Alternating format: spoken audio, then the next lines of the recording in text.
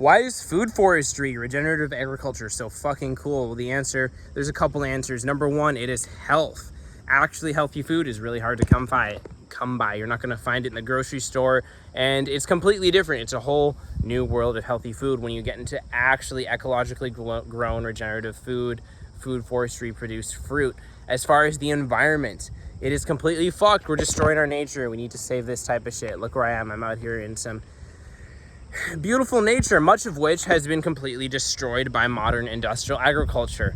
And of course, being in nature, being in natural systems, including regenerative agricultural systems, is an amazing, beautiful, spiritual, fulfilling experience. So those are the three reasons for me that food forestry and regenerative agriculture is so fucking cool. Let's get into it. I'm going to kind of just break these down to paint a picture of why it is that I build food forests, that I build pollinator gardens for people for a living, why that's my calling and my mission here. Because number one, health. Now, I made a video recently about how organic is complete and total bullshit. And why is it that organic food is complete and total bullshit? Well, basically, if you just look at the story of what organic is, I mean, everything in the grocery store, pretty much every label, even regenerative 100% grass-fed, these labels are tricky because companies are incentivized by our current economic system to do the bare minimum to meet these standards, or really more accurately, they're incentivized to do the most cost-effective thing they can do to meet these standards. And with organic, it started 30 years ago. I think the intention around organic agriculture was a bit better. Actually, the standards were much higher 30 years ago, and they've consistently gone down. What do the standards for organic agriculture actually look like? Well, it is a blacklist. What is a blacklist? Certain things are not allowed. What does that mean? In the context of organic agriculture, that means that certain chemicals are not allowed to be used on the food. Other chemicals, not even natural chemicals, just other chemicals are allowed to be used. What would be better? A better system, I mean, in Switzerland, and I've studied the Swiss system because they completely redid their constitution and put regenerative agriculture in the constitution.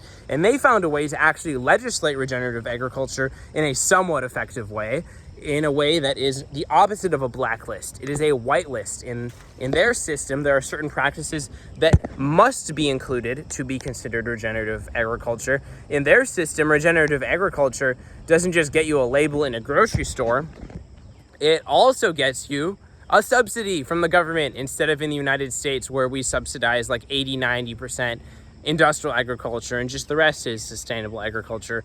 Obviously, that's actually relative to how much sustainable agriculture there is. Yeah, they do subsidize it a little bit more, but why the fuck are we subsidizing the cornfields 80-90% in the first place anyways? It's total bullshit. So yeah, the organic standards are a blacklist of certain chemicals.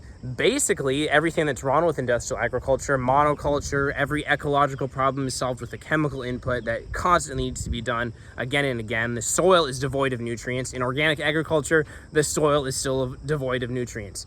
In industrial agriculture, there's all this toxic chemicals on the food because we need to fight off pests.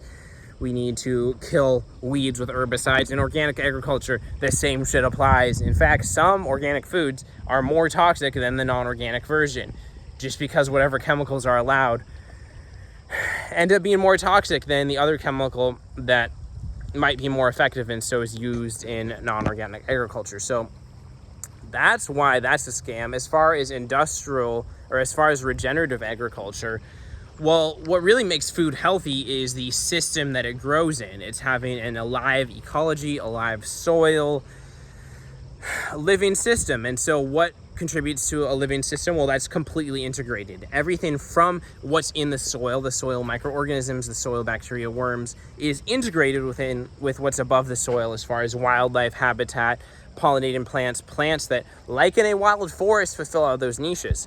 So in a food forest, for example, and actually the principles behind what makes a food forest healthy is the same thing behind the principles that makes regenerative cattle grazing healthy. And the same thing, now get this, the same thing that makes cattle regenerative farming and food forestry healthy is the same thing that makes it environmentally sustainable. So what is that? Let's look at the example of a food forest, because we're in a wild forest here, beautiful place. Well, what do you see?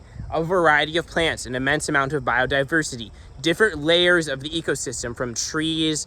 Here, there's actually not that many layers. Why? Because it floods a lot. So it's a lot of trees and a lot of grasses. But if you actually go and investigate, there's a bunch of wildflowers. Maybe I'll show you guys while I talk.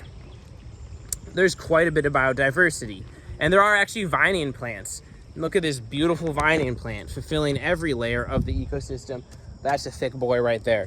And so if you look over here, wildflowers, white flowers, yellow flowers, there's a shit ton of purple flowers. There's a bunch of flowers over here.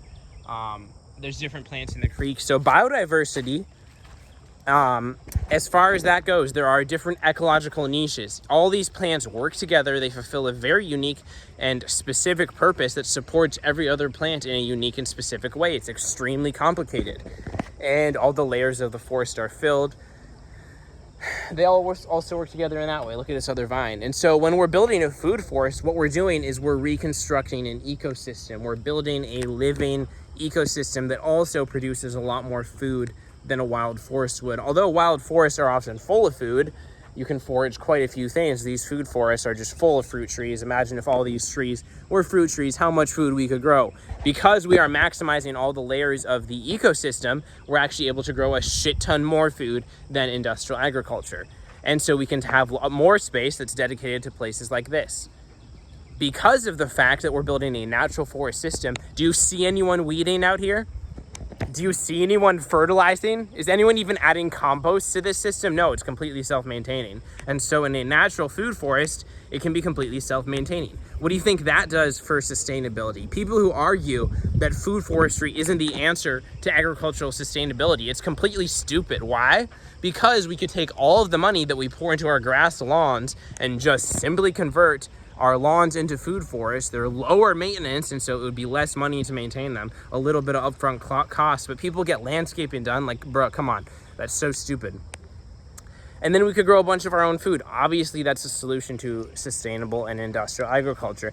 Anyone who denies that with arguments of, oh, industrial agriculture is efficient, it's just stupid. They can't do systems thinking. They're a stupid reductionist. Obviously, there's a certain element of efficiency to growing a giant cornfield, but that's completely destroyed by not just the fact that it destroys our environment and is going to have all these other negative costs down the line, just because of the fact that we have to harvest, process, distribute, grocery stores, drive to the store, all this nonsense when we could just have fruit trees growing on their own all around where we live.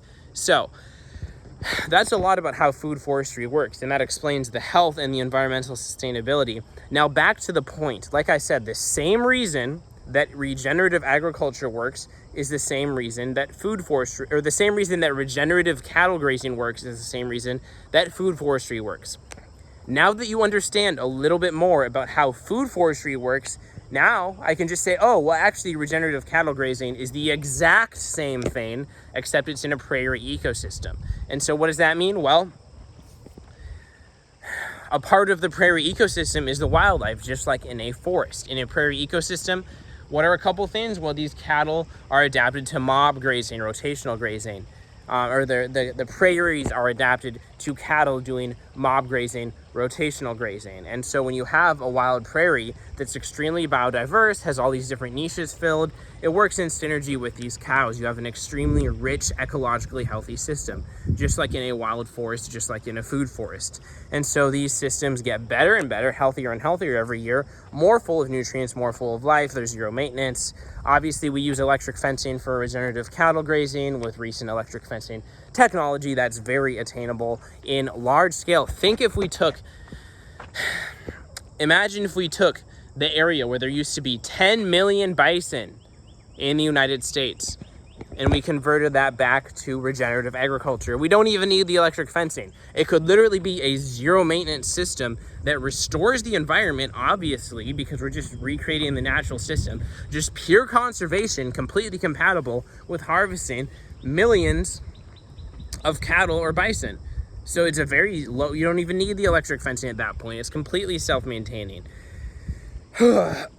So that's my spiel. Hopefully by the end of this, if you've gotten to this point, you can see just how important food forestry regenerative agriculture is for our health, for environmental preservation. And hopefully by just seeing the background of the video, I don't have to explain to you that nature is beautiful. I don't have to explain to you that it would be beautiful to have native plants and food forests growing all over where we live and just spread throughout our living environment, where you can just walk outside and pick a fruit tree. Obviously that would be amazing. And then we could have more spaces like this where we can actually just go on a hike. So yeah, I'm gonna go watch this sunset.